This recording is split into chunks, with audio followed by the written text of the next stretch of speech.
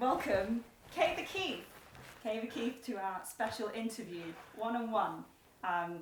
So as you may know, I'm Elise Freshwater-Blizzard, but the audience doesn't know who you are yet, and I'm interested, and we're all interested to know who you are and what you do and why I'd have you here. That's a good question. Yeah. Well, I just go caving, that's all. Just a caver. Nothing else. Just a caver. But that's just enough to pique my interest. So how long have you been caving for? Just over 30 years. 30 years. That's really interesting because we've got 30 years of experience versus 3 years of experience, and that's part of the reason that I actually had you on the show, because I think it's really almost imperative for a young caver to get to know more experienced cavers, to hear the stories and to understand more different aspects of caving. I've actually brought some questions along with me to kind of keep a flow, but also just get to know your experiences more. Okay. But if we go off the leeway, if we go off into different conversation, that's great too. That's also cool. That's fine. So firstly, explain your top, because I've noticed that it's a caving top. Yes, I'm a member of Dudley Caving Club, which is a small caving club in the West Midlands.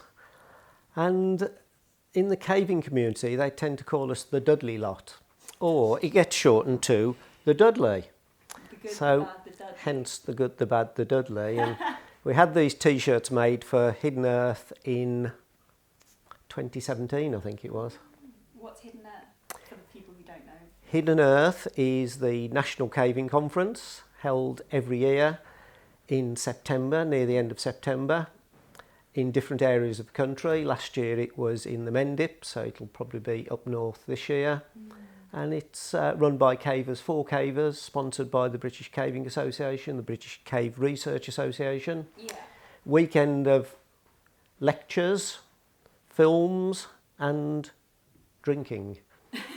See, there's that stereotype there of cavers actually do drink a lot. And that when I first became a caver, that was the one thing that I noticed, that there's this stereotype of a caver going into the pub, getting very drunk.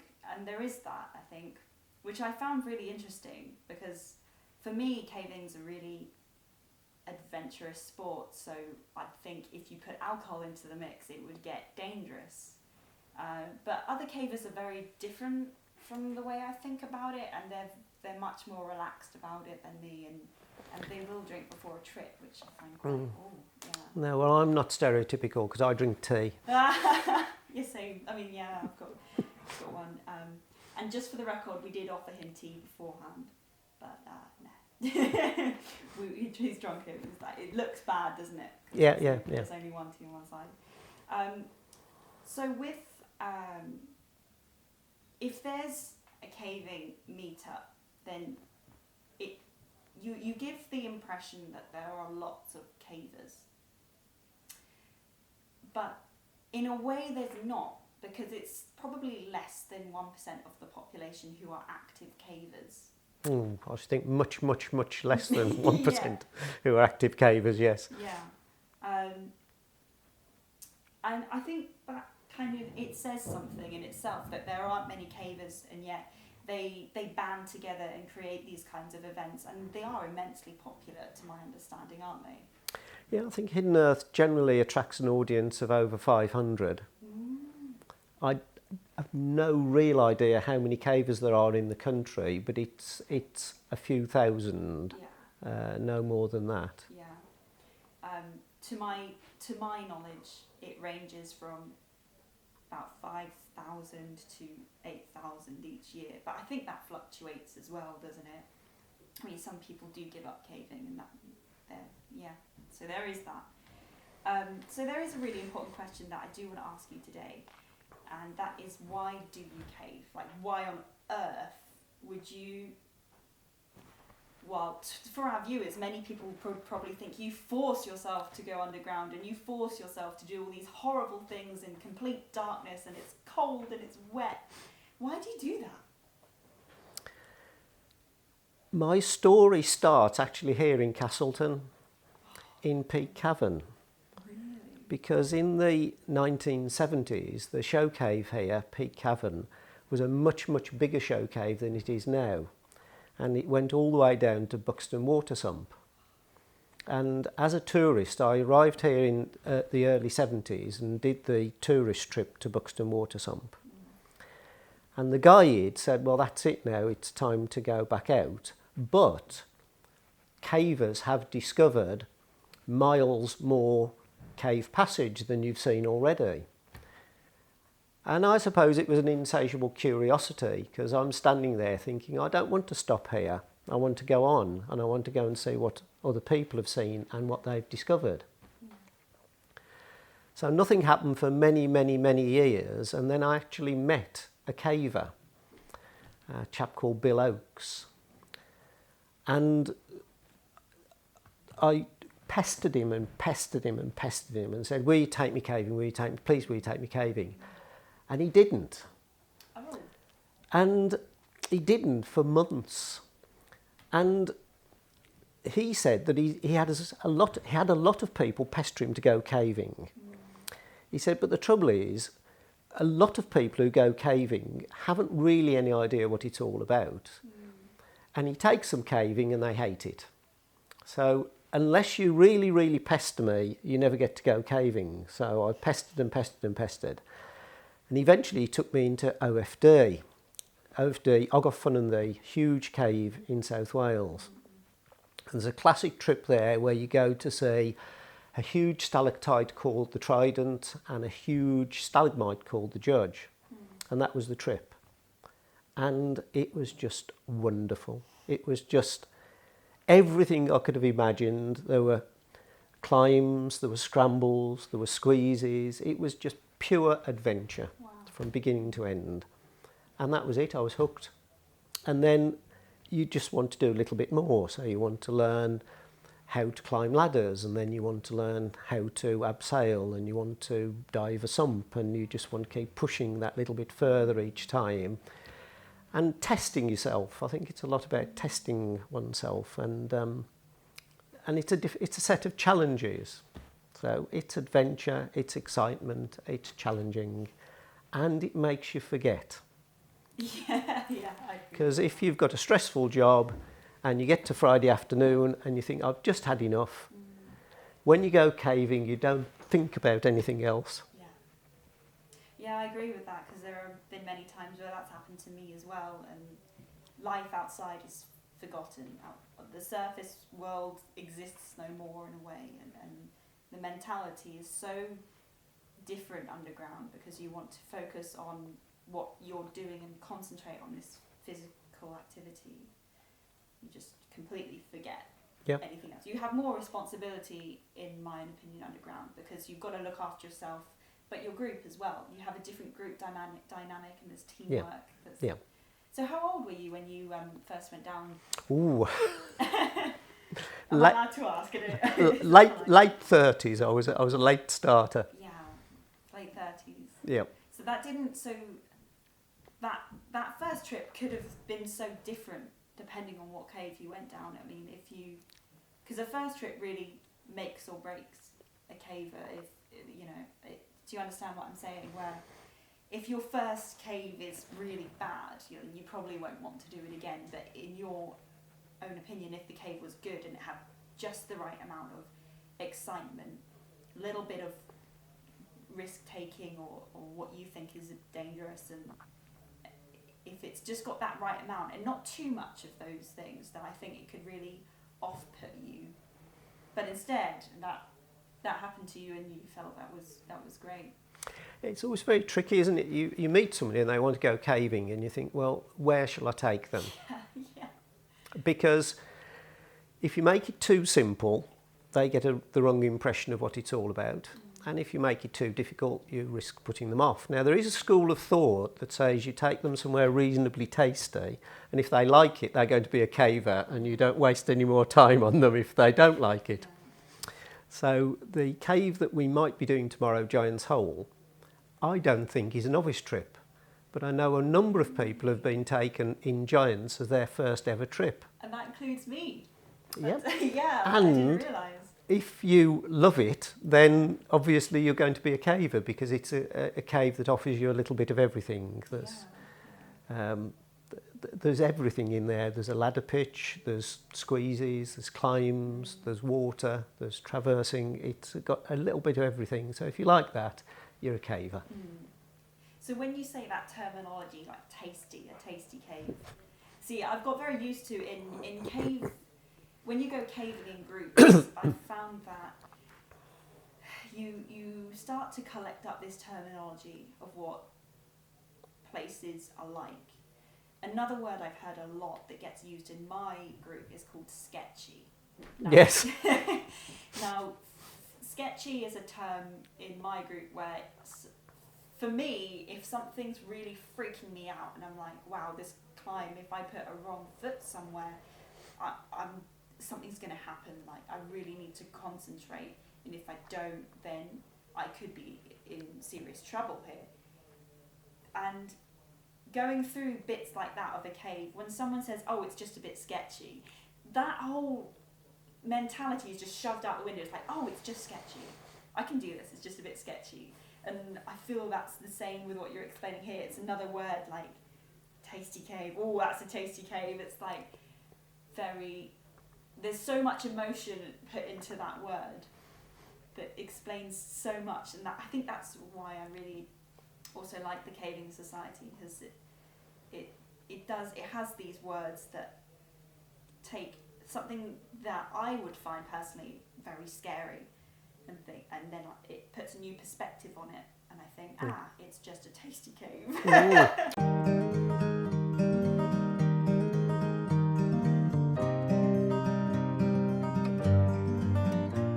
So if you guys don't already know, this is Caver Keith. And Caver Keith makes videos of him going underground with his team Dudley Caving Club. We've already talked about a lot of his experiences that he's been through. But there are other things that I wanted to talk about, that very simplistic things, which you try to get onto your YouTube channel. Now, it's very impressive watching you go underground, because it's something that not many people can do on YouTube. And I think the main reason people don't is because it's very difficult to go underground with cameras.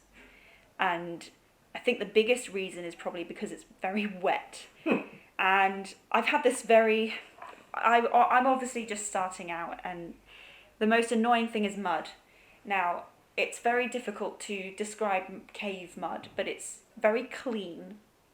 But it's the most annoying thing that you've probably had to deal with. Now, how do you deal with that? Now, what are your experiences of going underground and taking video equipment and lighting, etc.? Okay, well, first of all, viewers, YouTube, Keith Edwards Caver, subscribe. Yeah, go for it, guys. What are you doing here? Get onto his channel. I need 100,000 subscribers. Apparently, I get a nice plaque from YouTube when I get 100,000 subscribers. So I need 100,000 subscribers. I think I probably wouldn't have been a caver for as long as I have been if it hadn't have been for taking video. And I started off just by wanting to show other people who are not cavers what it's like. And I think that's how we all start off. Yeah, actually, yeah. And then it sort of took over, and I got more into editing and storyboarding, and it's just become another hobby now. So really, the cave environment is just like a set. It's a lot of the stuff I do now it isn't just taking whatever's in front of me, it's actually having a story idea and trying to go through the whole creative process. But I've had a range of video cameras over the years, and as you can imagine, that most of them now don't work anymore. But I started off with a waterproof camcorder, which was really, really very forgiving, because even if it got muddy, you could just rinse it off under a tap at the end. So that was the first set of cameras that I used, and I've used GoPros in housings that are waterproof. So again, you can wash the whole thing off at the end under the tap. But I now use the main camera I now use is a Micro Four Thirds camera. I think that's the correct terminology. And of course, that is not cave-proof, mud-proof, waterproof, or anything. Yeah. So I take the camera underground in a waterproof case, a Pelly case, and it's kitted out with different compartments. I've got the sound recorder in one compartment, the camera in another compartment, the GoPro in another compartment, spare batteries in another compartment, the Gorilla Pods in another compartment, so it's all laid out. And I've got a similar case for the lighting equipment.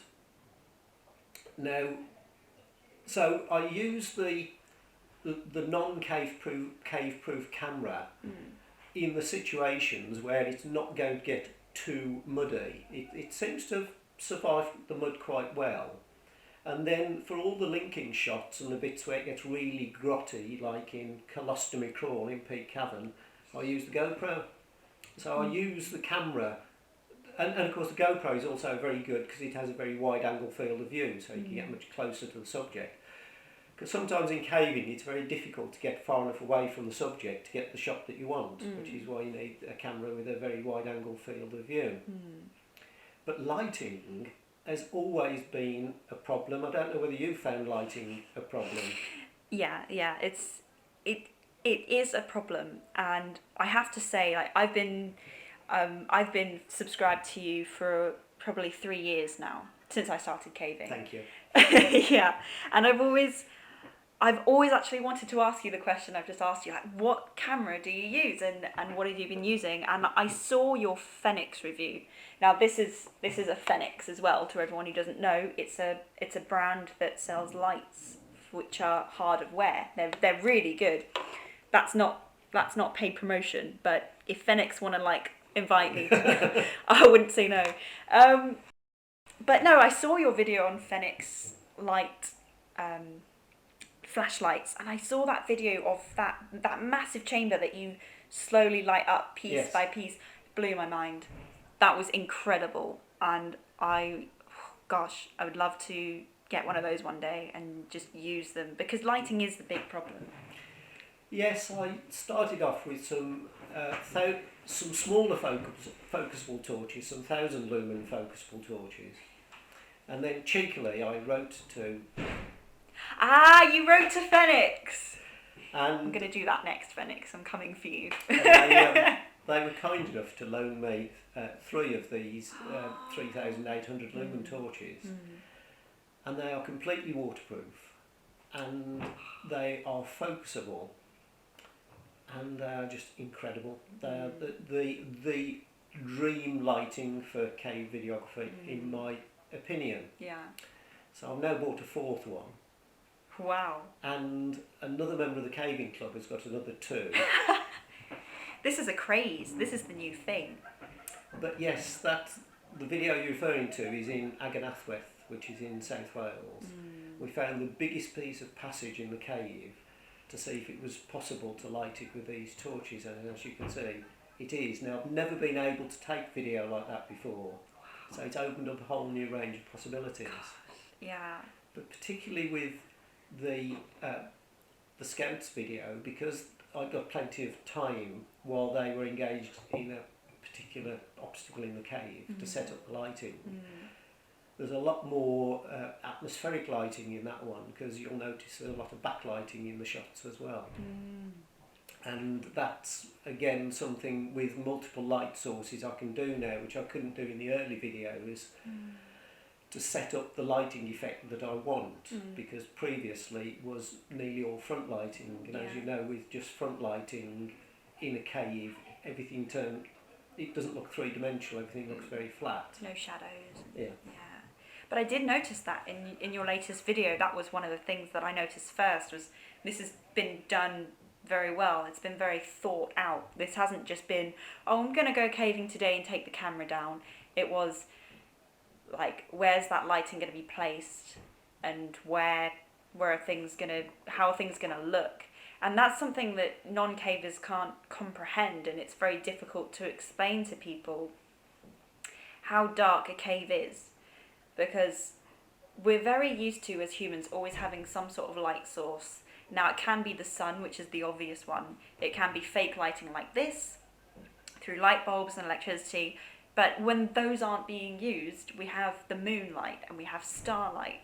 But when you're underground, it's almost like the only place where if you turn all of your lights off, it's uncomprehendibly dark to the point where, like, your imagination takes over, because your brain wants to think something up, it wants some activity, but it doesn't have any.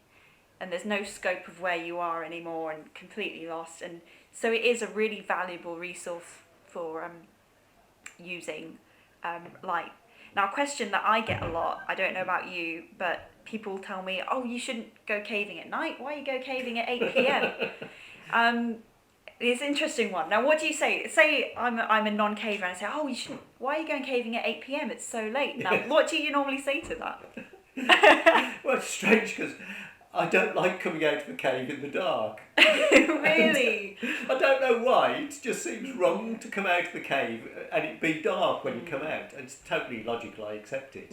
But I remember coming out of Otter Hole. I don't know if you've ever been in Otter Hole. It's on the banks of the River Wye, and it has a tidal sun. Oh, it's that. Yes, it's that one. That's an interesting one, isn't it? And you crawl to come out of the cave, and I remember crawling and coming out at night, and suddenly realising there was grass on the ground. So obviously I was out the cave, but I hadn't realised it. Wow. For me, I think the best way to explain it is, when I was young, I went to the cinema a lot. And when I came out of the cinema, I always expected it to be dark. Yes. It's that feeling of like, when I come out of the cave now, if it's light outside, I think, what? I wasn't down it long enough, or something like that. So that's always an interesting one that we get. It's very interesting how little people know about caves, for them to have been here for millions of years, and yet people aren't very aware of how the cavers work. No, and the television and the cinema don't help, do they? Because the underground explorers, the candle goes out, and yet you can still see them moving around, which is just isn't going to happen, is it?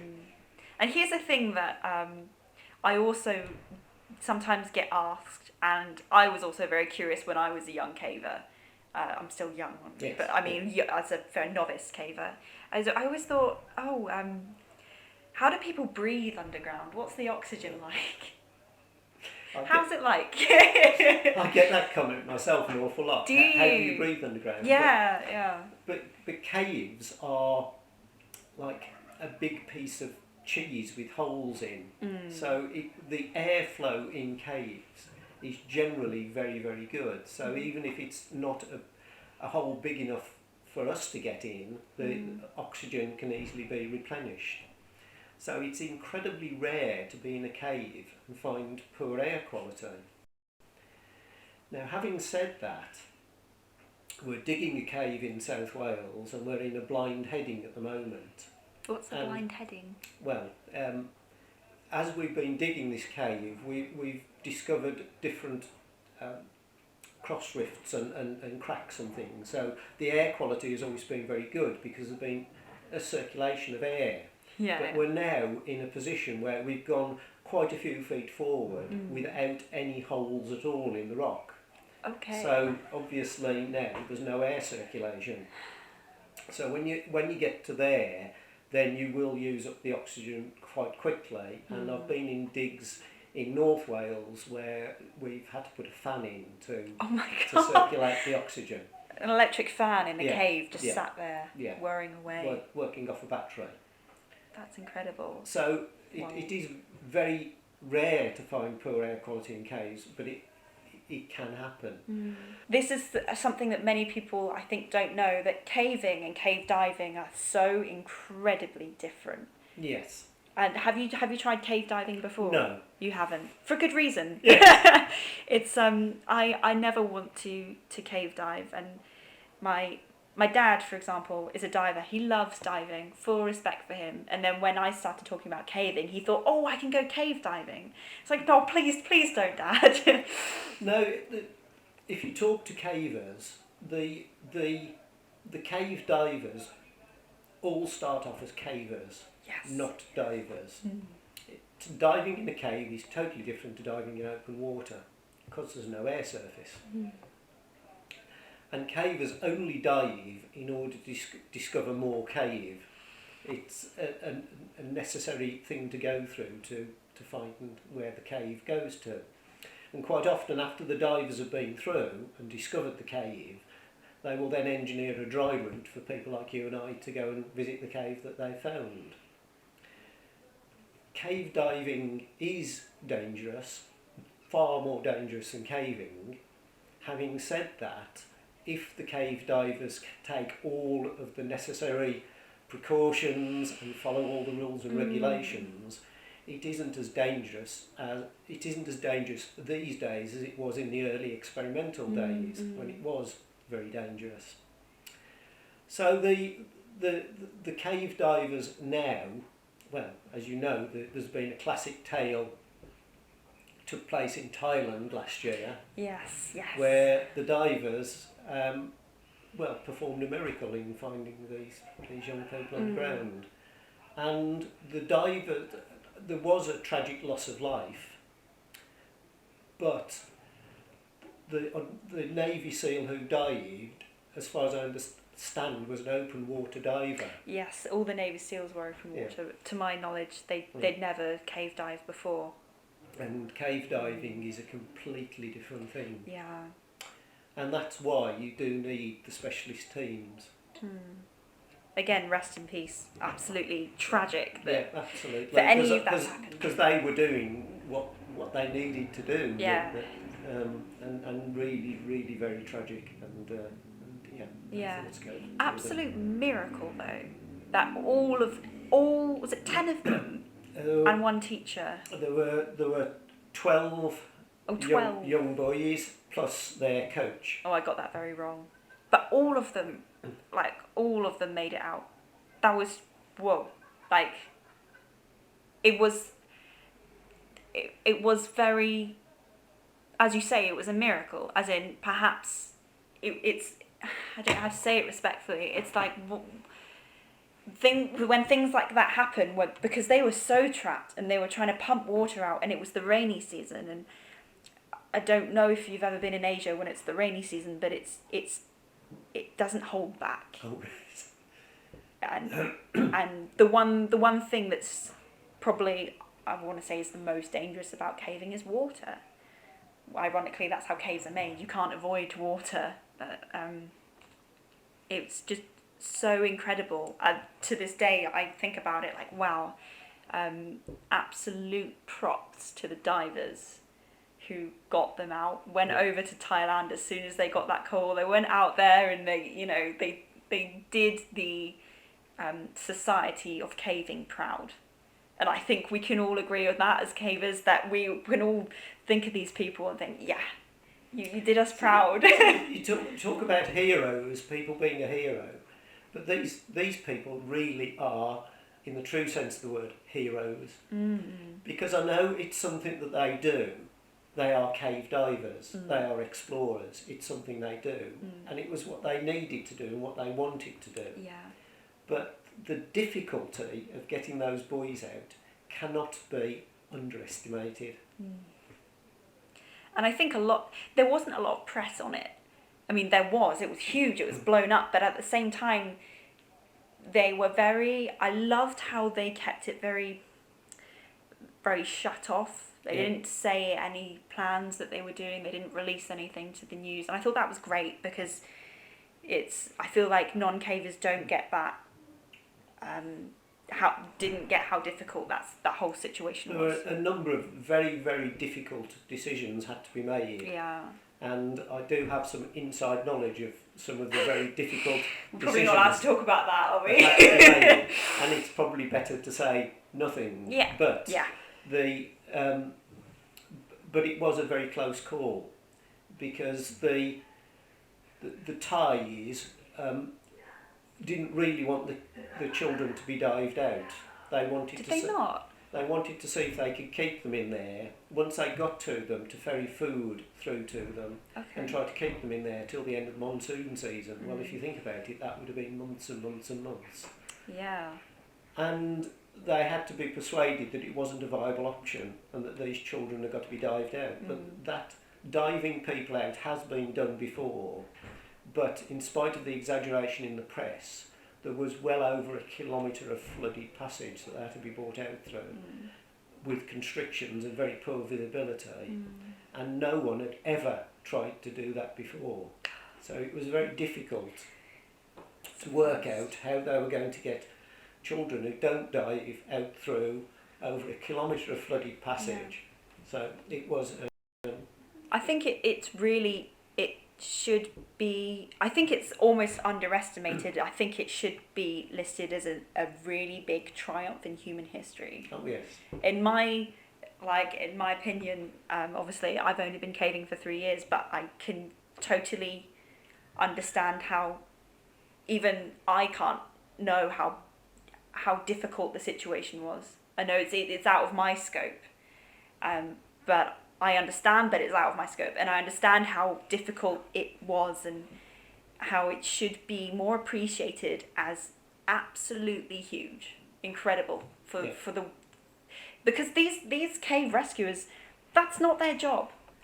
They don't get paid for that. No. They want to do that. Yeah. Every cave rescue person you see, they're not getting paid to go in caves. Nobody gets paid to go in caves. Unless you're collecting data, perhaps, for biological, perhaps you're collecting data for bats or something. So for them to just go out there, just one call, oh, could you help us? Yeah, and they're straight out there. It's definitely, very, wow. It's something that I think I'll always remember that happened. Have you seen The Descent? Yes. That's a question, sorry, swiftly moving on. That's a question that you get asked a lot on your YouTube channel. I see a lot of, I have read through your comments quite religiously because they are funny. Yes. Have you seen The Descent? Yes, you have. Good. Now, everyone, you don't have to answer that question anymore or ask it. It's fine. Like, he's seen The Descent. Yeah, it's a bit silly, isn't it? I watched it the night before I went on a caving trip once, and I freaked myself out. I got very paranoid. I'm very paranoid as a person, and I was like, this is what I hate in a group. So say there's about 5 of you in a cave. If I'm the one at the very end of the line, I get freaked out because there's nothing behind me and it's pitch black. And I'm like, oh my God, one of those monsters are just going to come. They're just going to come. And I'm like, Elise, what are you doing? So it may be that I have no imagination, but quite often in a cave, particularly on an SRT trip, I will be the last one out. I'll be the de-rigger. Okay. So I'm there at the bottom of the pitch by myself. Yeah. And it just doesn't bother me at all. And if not often, but occasionally, there will be times when I have been alone in a cave, not solo caving. Solo caving is not to be recommended, but perhaps the photographers have gone off to do something and I've just decided to sit in the dark, and no, it doesn't bother me at all. Danger, yes. Danger mouse. So of course the difference is that if you fall off your horse, you pick up your mobile phone, or somebody picks up the mobile phone, and within minutes the ambulance arrives and off you go and get medical attention. Of course, if you have an accident in a cave, then you could be many, many, many hours away from help. Yeah. And that is the difference. So it's not a dangerous sport, but if things do go wrong, the biggest rescue I was ever on was in 2005 in Ogof-Funandy in South Wales. And the caver who got injured with a suspected spinal injury from a fall was less than an hour into the caving trip. Okay. So the cave rescue team is actually on the doorstep. It's actually at the caving hut. Oh, wow. So help was called in less than an hour. Do you know how long it took to get the Casualty out of the cave?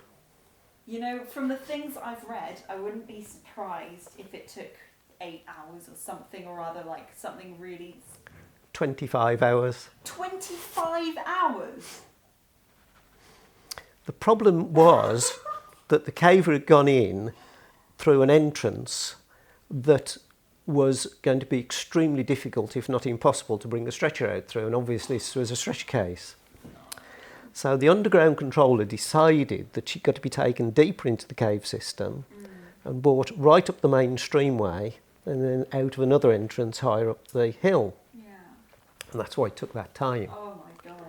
And unfortunately, I was wearing a wetsuit. I don't often wear a wetsuit when I go caving, but I had a wetsuit with me. Yeah. So my job for several hours was to lie in the streamway, and there were 4 or 5 of us lying in the streamway, and the stretcher was passed above us, and then we got about the streamway and went ahead of the stretcher, lay back down in the streamway, and the stretcher got passed over. Yeah. And that's why it took such a long time, because you couldn't obviously allow the Casualty to be in the water. Yeah, yeah. And of course, just to let our audience know that if the person did get into the water, it's incredibly detrimental, because water is cold, and if you're just lying in cold water, it will just allow your body to get hypothermia, which is of course the last thing that you would want whilst you've had a spinal injury. So they recovered, yes? Oh yeah, fully recovered. Please tell me there's like fully recovered. Still goes caving. Oh my gosh! Imagine going through that and then actively deciding to go back underground after such a thing to happen to you like that. Has anything happened to you underground? I feel like we both know something's happened. You know the answer, don't you? I do, but I don't know enough details about it. So, has there anything that you felt was perhaps life-threatening, or that you felt was scary to you that's happened underground? I've never really been that scared of anything underground. Oh, okay, yeah. The thing I like the least and will avoid, if at all possible, is diving sumps. Yeah. So would you like to explain what a sump is to the audience? Yes, a sump is where you're following a stream passage, Yes. and the stream passage goes down and up, and that bit where it goes through the U-bend is completely full of water. So the long sumps require divers to go through and breathing apparatus, but the short sumps, you take a deep breath and duck in and duck out the other side. Yeah, yeah. And I don't like them. So that's the one thing I don't like. Okay, yeah. In terms of has anything happened to me? Well, yes, it did in 2015. And I was caving on the Mendips in a very small cave on the Mendips, and the entrance to this is a concrete tube that's been put in to stabilise the entrance. And a caver's electron ladder, 2 wires and aluminium rungs, is put down the entrance shaft, and you climb down the ladder. Visit the cave, climb back up the ladder. Very simple cave. Unfortunately, on the way back up the ladder, because it's a very short ladder pitch and it wasn't even vertical, I declined the offer of a lifeline on the ladder, which was obviously a silly thing to do. And I don't know to this day how I managed to come off the ladder, because I've climbed hundreds of ladders over the years, but I fell down the shaft. Now, falling down the shaft in itself isn't that problematical, except that at the bottom of the shaft there's a short iron ladder. See, I don't actually know the details of this, but I can see where it's going in it. And my fall was arrested when one leg went one side of the top rung and the other leg went the other side. So you've done this whole caving trip, right? You've done all of it, you're exhausted, you're like, oh, I just want to go home.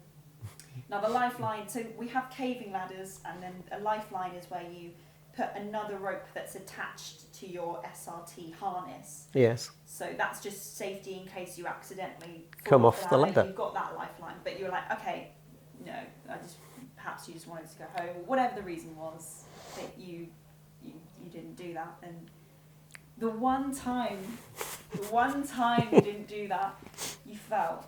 That's awful. But then not only that, there was an iron ladder below you. Yeah. And I ended up straddling it. Oh my god. So when that happened, would you like to give an insight as to what your mind was thinking? Or was it just complete blank? Was it like, oh my god, shock? And It's over so quickly that you don't have time to think of anything until the impact when you stop. yeah. Well, of course, it hurt, Yeah. Yeah. but I can still remember that there was like a secondary shock. I felt something go in my spine. So I don't know quite how that happened. It was like a split second later. So the people at the top of the shaft shout down, "Are you all right?" No. Yeah, I did actually say no. No, of course you weren't. And they said, "Do you think you'll be able to climb out?" And I said, "Yeah, I think so." You thought so? Yeah. Wow. So this time with the lifeline, I would have given up. I climb out the cave and get to the surface and decide that standing is not something I can do anymore. So so there was no cave rescue. This was the wonderful thing, that there was no cave rescue. Okay. But yes, Why is that? Because it sounds very dangerous. It sounds like you needed a lot of time to recover from that. And but it's a bit embarrassing if you have to call out cave rescues. so, like, why is that embarrassing to call out? Because the audience will probably be confused as to why you think it's embarrassing to call out cave rescue. If something like that happened, it sounds really serious. Mm. So, if I was in your position, I think I would have been definitely out of my wits and thought, oh, just call cave rescue. Like, I need to get to hospital or get checked out. I think most people would probably think the same thing. Well, for me, I was very near to the surface, so Yeah. getting out was something I was going to have a go at. Also, if you are immobilised inside a cave system, then you can get cold very, very quickly and risk hypothermia and things like that. Now, again, this wouldn't have happened in this particular location because I was fairly near to the surface, but it was November, so it was quite cold. So, as a caver, if it is possible, either for you to get yourself out or for the team that you're with to get you out, it's a difficult call, but there's a lot of merit to it in that you are out safely more quickly than you would be if you waited for a rescue team. But yes, when I got to the surface, they sent for the ambulance and a paramedic. A very nice paramedic by the name of Mike arrived and gave me morphine. I like morphine. Thanks, Mike. Yeah, thanks, Mike. I think we've gone through a lot. All in all, just to round things up. Oh, yes. All in all, just to round things off. It's been Elise Freshwater-Blizzard and Caver Keith here being interviewed, and I think we've had a great time. We will go caving tomorrow. I hope you watch that episode. And please check out Caver Keith's channel if you haven't done so yet. If you're interested in caving, please do not go underground until you've found expert cavers or a caving club. And if you want to ask if we watched The Descent, yeah, we both have. Will we die in a cave? No, we won't. Don't worry about it. We're safe. Caves are very safe, stable structures. They've been around for millions of years. It's not a dangerous sport until something happens. So I think that should just be about it. Thank you for watching, and we'll see you next time on Deep Down Under. Good.